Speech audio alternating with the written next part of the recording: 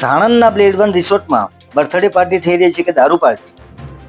નમસ્કાર મિત્રો, હું વિપુલ પટેલ, જાગૃત ગુજરાત ન્યૂઝ સત્યની સાથે. એક નજર આજના મુખ્ય સમાચાર પર.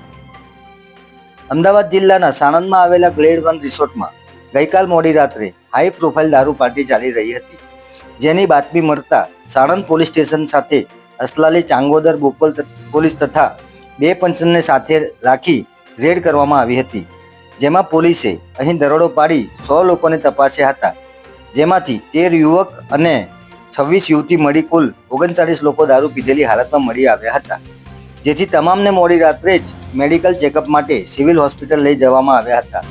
જે બાદ રાતના 3 વાગ્યાના અરસામાં તમામને સાણંદ પોલીસ સ્ટેશન લાવવામાં આવ્યા હતા અને સાણંદ પોલીસે પ્રોહિબિશન એક્ટ મુજબ ગુનો દાખલ કરી કાયદેસર કાર્યવાહી હાથ ધરી હતી.